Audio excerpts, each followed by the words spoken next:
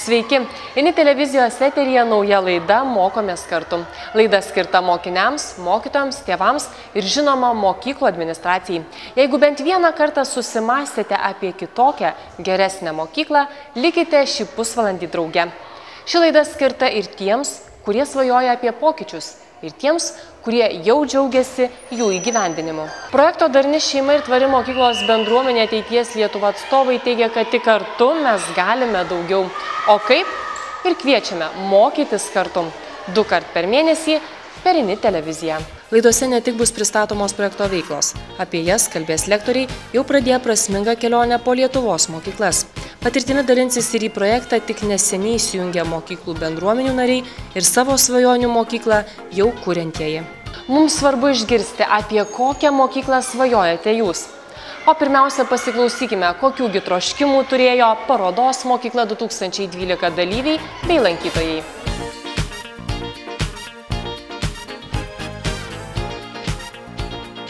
Mano svajonių mokykla, kur laisva,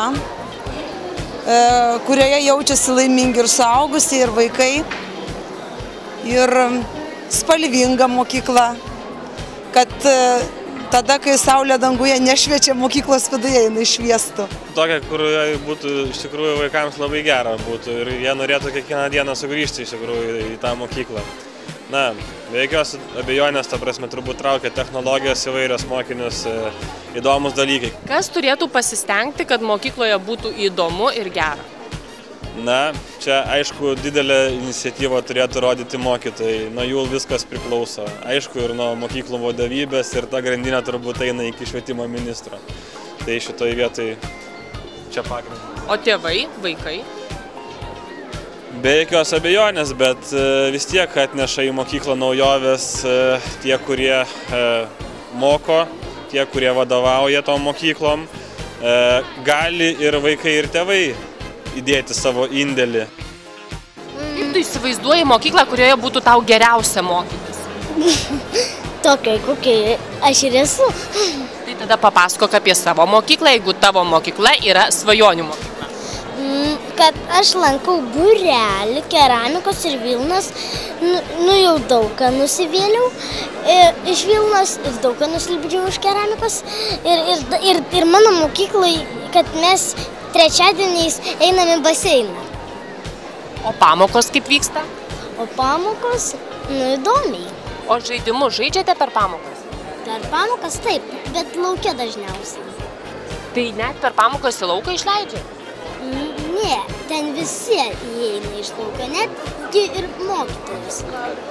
Ir mokytojas kartu žaidžia žaidimus? Taip. Tai gal už tai ta mokykla tau ir labai patinka? Taip, labai patinka. Nes jūs viską darote kartu? Taip. Kad taip pats vaikas galėtų pasakyti, kas jam įdomu yra ir galėtų pasakyti, kaip jisai tai suprato tą informaciją. Kaip jūs įsivaizduojate, kokioje mokykloje tai būtų galima įgyvendinti? Lietuvos tikrai. Ar toje mokykloje turėtų būti, pavyzdžiui, skambutis, arba vaikai, kada užsimanytų, galėtų pažaisti per pamoką? Oi, manau, kad tvarka vis dėlto turėtų būti, kad vaikams reikia tos tvarkos.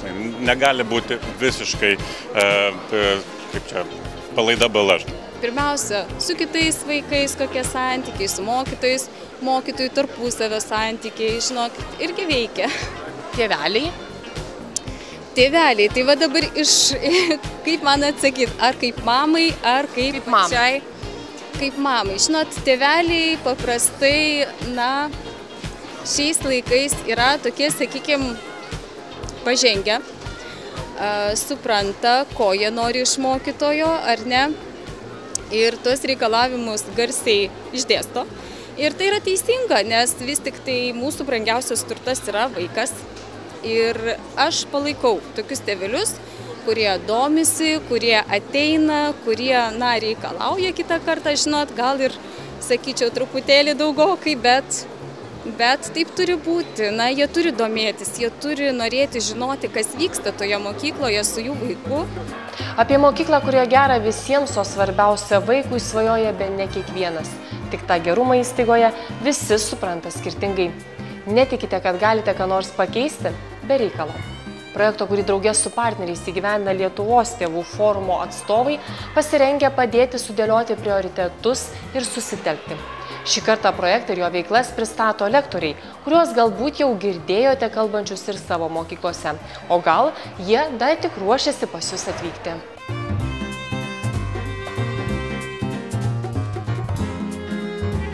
Didžiausia esmė tai yra sutelkti mokyklos bendruomenės. Mokytojus, mokinius ir mokinių tėvus, kad jie darniai gebėtų tarpusavėje bendrauti. Pagalba tikrai komandoms jinai yra, dėl to, kad dažnai būna, kad po mokymų žmonės užsimotyvuoja, sako, valio, mes dabar dirbsim, keisime, sustinkame, darome. Ką darome? Kaip dabar mums? Į kur? Ką? Tai gerai, tai to vietoje yra tada mūsų kolegos, kas važiuojame tos susitikimus, mes jums padedame kartu susidėlioti gairias. O ką mes norime, pavyzdžiui, daryti? Kokie yra mūsų tikslai? Ką mes norime pakeisti?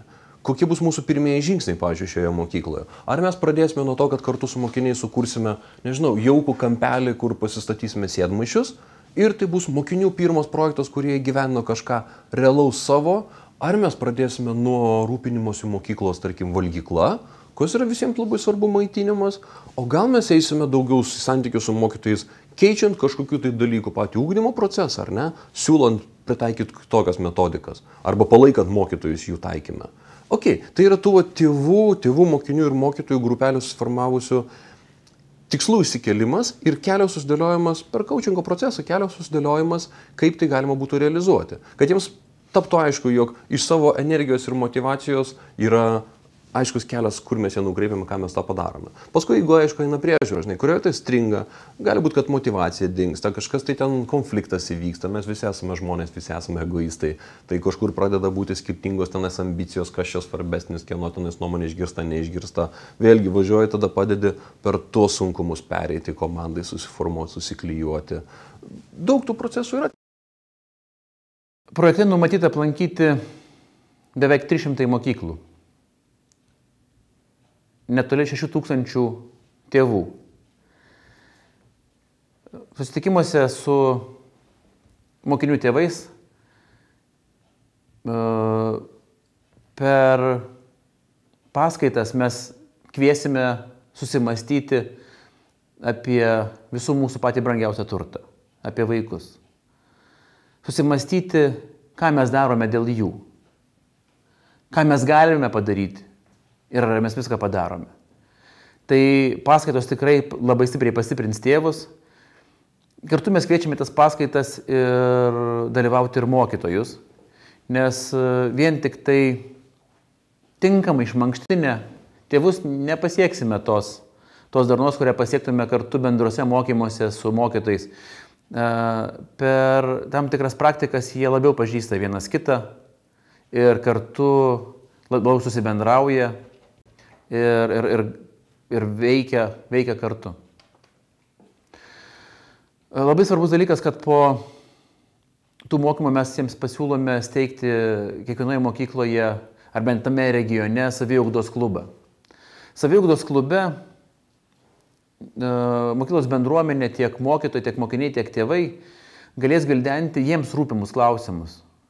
Tai, kas rūpi būtent konkrečiai tai mokyklos bendruomeniai. Lietuvos tėvų forumo tikslas tik tai suteikti pagalbą, bet ne kaip nors įtakoti jų bendruomenę. Tai mūsų moderatorius jiems padės sklandžiau kelti klausimus. Dar labai svarbus dalykas, kad mes kviečiame ne tik tai į gyvus saviugdos klubus, bet kviečiame prisijungti ir prie visoje Lietuvoje sutiktais tėvais per mūsų mokymus, kad jie sukurtų bendrą saviugdos klubą, kurį mes kviečiame kurti Facebook kanale. Ir tas saviugdos klubas vadinasi Mokyklų bendruomenės. Tai kviečiame ir ne tik dalyvaujančius tėvus šiame projekte, bet ir visus kitus tėvelius bei mokytojus prisijungti prie Facebook kanalo Mokyklų bendruomenės ir ten pratęsti diskusijas tuom, kom gyvena šiandieninė švietimo sistema, ką mes galėtume pakeisti, kokios mūsų yra galios, ką nors keisti. Ir pagaliau justi šalimais vienas kito petį ir būti drąsesniais. Dar projekto veikloje mes pačius aktyviausius tėvus pakviesime į, vadinčiau, ekstra mokymus, kur mokysimės dar giliau, analizuosime kitų šalių švietimo praktikas, gvildensime galimybės, kurį modelį galėtume pritaikyti savoje mokykloje. Mąstysime dar giliau apie vaiko laimę ir kelsime klausimus netgi ir dėl švietimo tikslų. Ar dabartiniai švietimo tikslai, kurie yra išrašyti švietimo įstatymę, iš tikrųjų atspindi tai, ką jie kelia. Mūsų nuomonė, tai yra Lietuvos tėvų forumo nuomonė, švietimo tikslai yra labai gražūs, įspūdingi ir duok Dieve, kad kiekvienas vaikas ir būtų toksai, kokie aprašyti švietimo tiksluose. Drąsus, kūrybingas, patriotiškas, pilietiškas, kritiškai mąstantis. Dažnu atveju mes žinome, kad po 12 metų mokinys toksai netampa. Ir kodėl taip atsitinka, tai saviugdos klubuose ir ekstra mokymuose mes ir bandysime atsakyti ir ruošime tam tikrus jau ir patarimus. Kai mokyklos bendruomenė dalyvauja projekte, mes keliam didžiulį tikslą projekto vykdytojai suburti juos į vieną krūvą, nes pastebime, kad mokyklose žmonės tiesiog nemoka būti kartu.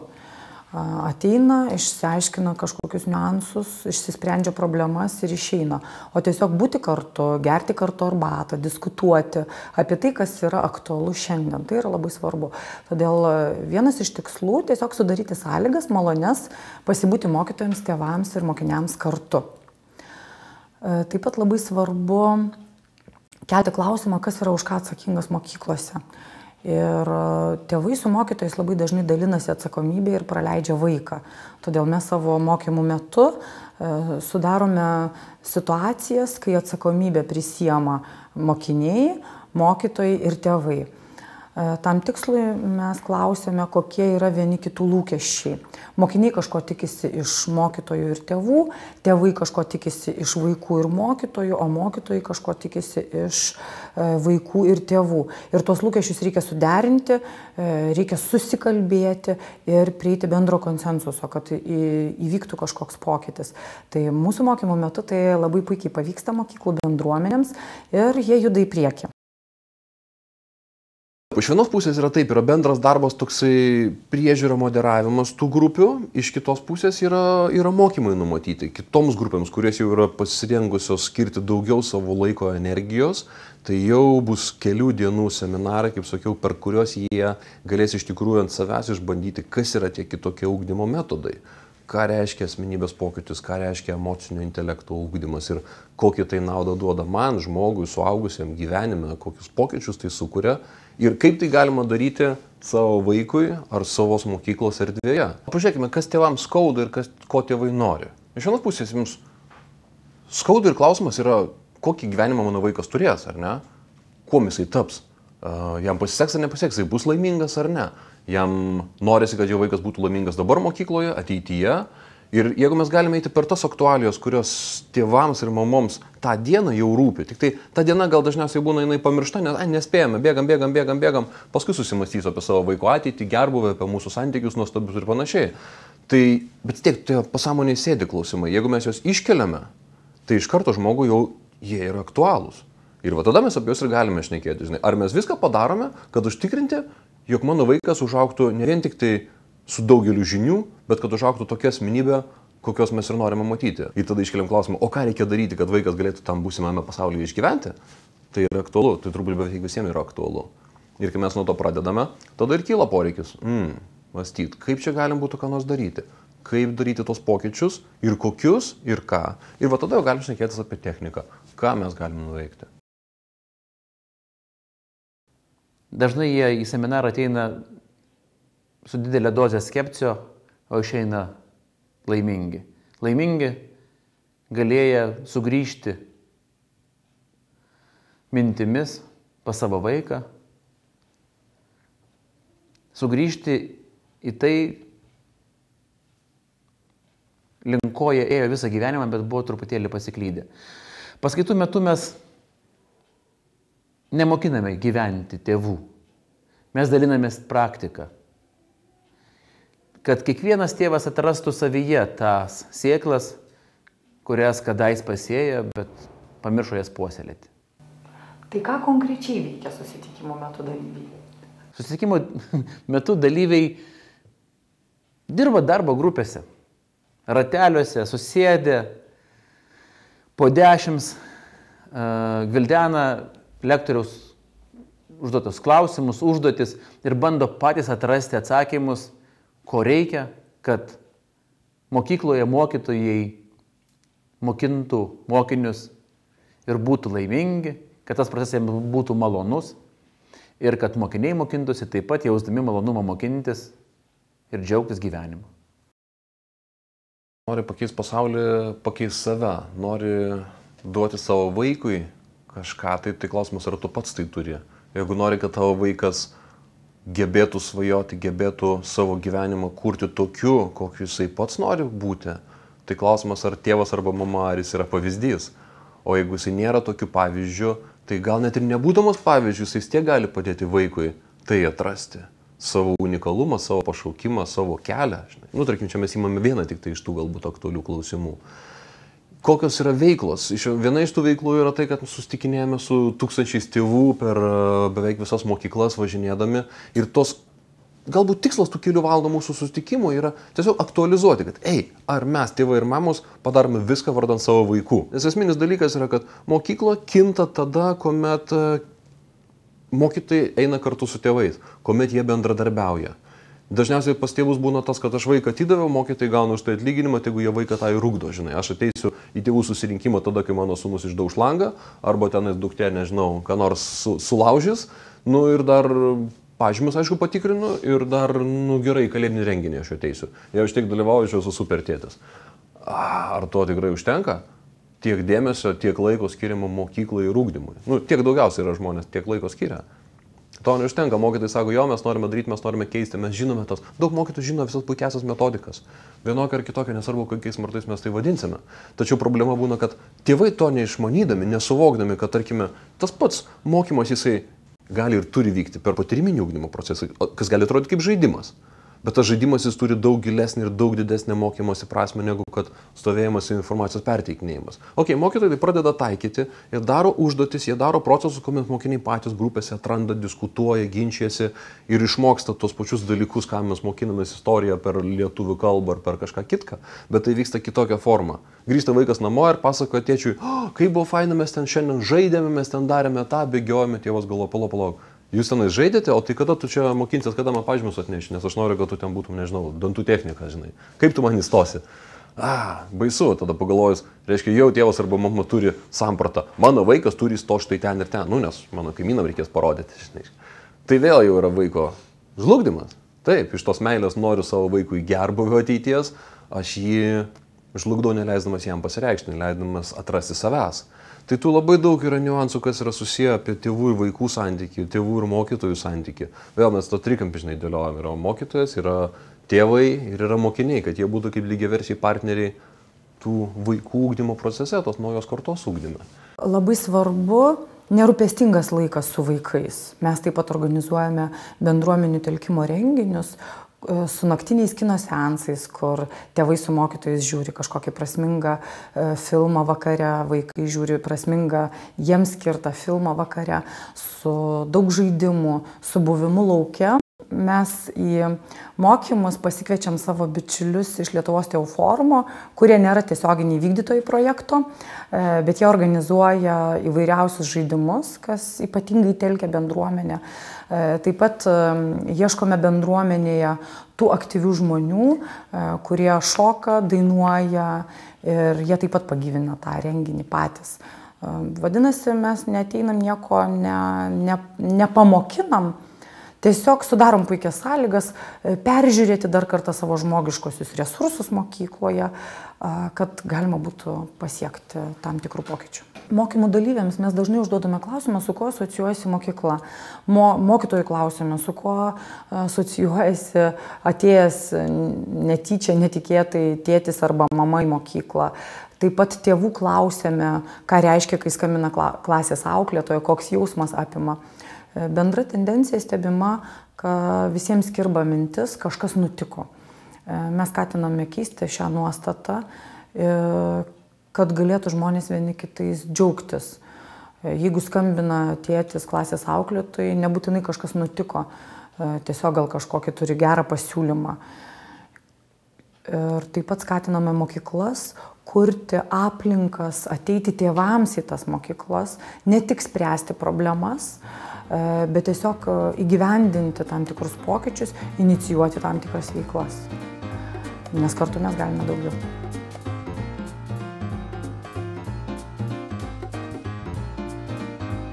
Vis dar abejojantiems, kad susitelkusi mokyklos bendruomenė iš tiesų nušvinta kitomis spalvomis, siūlome paklausyti tokius pokyčius jau patyrusių žmonių. Kaip jie telkia klasę, kaip sugeba pamokoje ne tik svarbius mokslui dalykus paaiškinti, bet ir rasti laiko taip reikalingoms bendravimo akimirkoms. Mes nesam neįsprausti į pamokų laiką ir į tą laiką, kuris yra skirtas tik tais pamokoms. Mes turime, mūsų ugdomoji mokomoji veikla vyksta mūsų pačių sprendimu ir bendru susitarimu. Esame ypatingi tuo, kad kiekvieną dieną pradedam ryto ratu. Į jį susirenka ne tik kiekvienas mokytojas savo klasiai, bet iš pat pradžių stojam į ryto rato visa mokykla, visa bendruomenė, visos klasės, mokytojai ir tėvai. Ir taip pradedam ryto ratą, iš kurio keliaujame į klases ir vėlgi mums nenuskamba skambutis, kuris mūsų šauktų susėsti kuo skubiau į suolus ir atsiversti knygas. Mes turime laiko dar ir savoj klasėje, savo mažam ratelyje aptarti vakarykščios dienos įvykius, tarkim savaitgalio, kažką tai įdomaus, ką mes veikiam ir pasišnekėti apie tai, kaip mes praleisim visi kartu dieną. Tiesiog tas mūsų yra bendravimas, ieškojimas ryšio su vaiku. Stengiamės, kad kiekvienas vaikas pasisakytų, kiekvienas vaikas nebijotų užsakyti tai, ką jis galvoja. Ir manau, kas yra svarbiausia, kad neskubiname. Skiriame tikrai tam labai daug laiko. Tuo mes pasiekėme, kad vaikai yra nesusikaustę, neužsidarę, jie jaučiasi laisvai, jaučiasi saugiai ir tas mokymosi procesas yra daug efektingesnis ir mes sulaukiam geresnių, pasiekiam rezultatų, kai vaikai jaučiasi gerai. Tai, ką jie suranda, tarkim, kad ir musytė kažkokia, tai jie gali apžiūrėti iš arti ir tai yra visai kitaip atrodo, negu kad mes pažiūrime paveikslėlyje vadovėlyje. Tai yra tas gyvas bendravimas ir gyvas gamtos pažinimas. Mūsų privalumas yra tas, kad mūsų klasėse yra labai mažai mokinių. Tarkim, šiais metais mes turime 6 penktokėlius, tai kiekvienas iš jų turi visas galimybės pasisakyti, padiskutuoti su mokytoja, o kadangi mano mokomas dalykas yra anglų kalba, tai mes visą tai galime puikiausiai daryti ir dar lavinant savo kalbos įgūdžius, ne tik bendravimo. Ir kaip žinia, mūsų mokykloje yra labai svarbus tas širdis į širdį, ar ne, pajautimo principas. Mes visada pamoką pradedam ne nuo žinių, ne nuo kažkokių namų darbų, kurių beje mūsų mokykloje ir nėra, o nuo rato, nuo bendro rato, nuo minčių išsisakymo, nuo jausmų, kaip kiekvienas jaučiasi, pasisakome. Ir jeigu dar galime ir anglų kalbą tai daryti, tai iš vis yra puiku. Du zuikiai. Savo projektų, savo veiklom mes siekiame, kad tėvai, mokytojai ir mokiniai susimastytų. Ar tėvai galėtų labiau įsitraukti į bendruomenės gyvenimą, ar jie nori pokyčių, ar viskas mokykloje yra gerai. Ir aš įsivaizduoju, tik tai bendraudami, tik tai kurdami tą ryšį vieni su kitais, mes galėsime geriau pajausti, ar viskas yra tvarkoje. Tai iš tiesų, jeigu siekiate pokyčių mokykloje, tai kviečiame jūs prisijungti prie mūsų projekto. Mes skirime daug dėmesio atrinkdami lektorius, kurie vyksta ir bando jums kažką pasakyti, sudominti ir sužadinti kitokį mąstymą, supratimą. Iš tiesų, tendencijos yra tokios, kad tėveliai dažniausiai renkasi patogiu vakariniu laiku. Taigi, manau, jeigu jūs mums parašytumėte, tikrai galėtume suderinti ir suorganizuoti paskaitą jūsų mokykloje. Ačiū buvusiems kartu. Išgirdote kažką įdomaus? Turite klausimų? Ar norite tapti projekto draugais?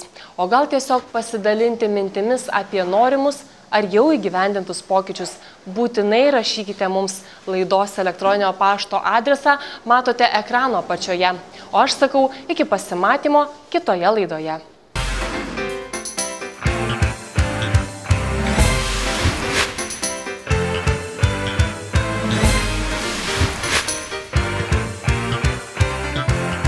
Projektą Darni šeima ir tvari mokyklos bendruomenė ateities Lietuva finansuoja Europos socialinio fondo agentūra, projekto partneriai Lietuvos tėvų forumas ir Lietuvos šeimų universitetas.